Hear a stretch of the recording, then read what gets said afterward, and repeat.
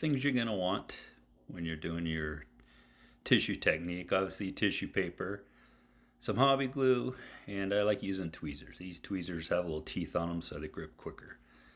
The reason I'm showing the line or the edge of the tissue is because everything in nature typically is random, right? So you want long straight lines. So when you tear your tissue, you want to make sure you're making small little random pieces. Nothing ever is going to be the same, but if you do end up with a piece that is mostly a straight edge, you can cover it up with more tissue. So it's not a huge problem. This part might be tedious.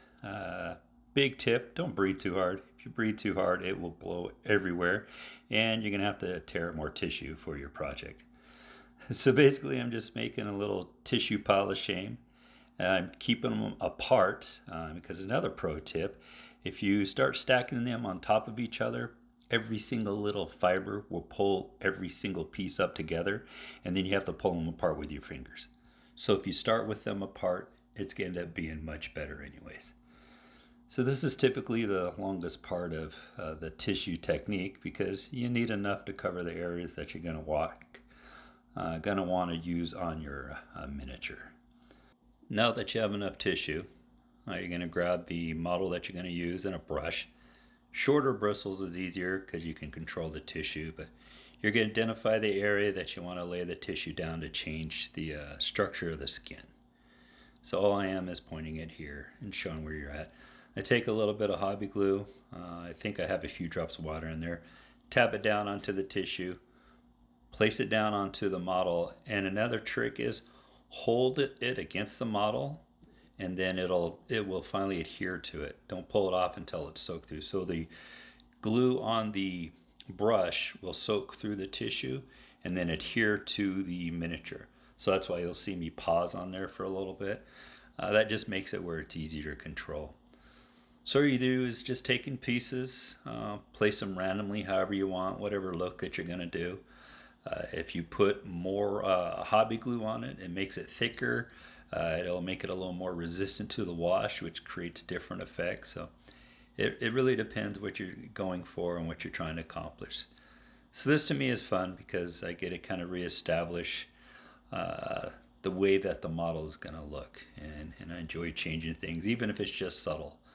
A lot of people won't even know the changes are there. They'll just see the effect unless they know what your model looked like prior to. So take your time, have fun.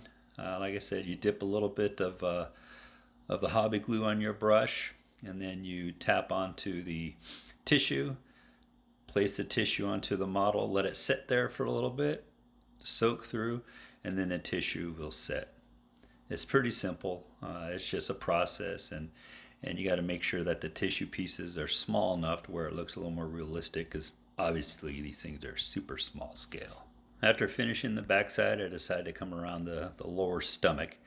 This dude's pretty nasty anyways, and I like having a lot of the rot on the outside and edges of any open wounds or any places where the skin will be stretching a little more. So you just kind of think of biology. If the body or the skin would be under stress, if it looked better with the tissue, and then you're doing your washes and paints over that. So again, it's all just experimenting, playing, and having fun. There's really no wrong way to apply any of this. Once you think you have enough of the tissue down, kind of do it once over, make sure everything is exactly how you want it, or if there's any areas you want to hit, let it dry for a little bit and go to painting. You could either paint it primed or unprimed. All depends on the look that you're going for and what you're going to accomplish. Hope this helps.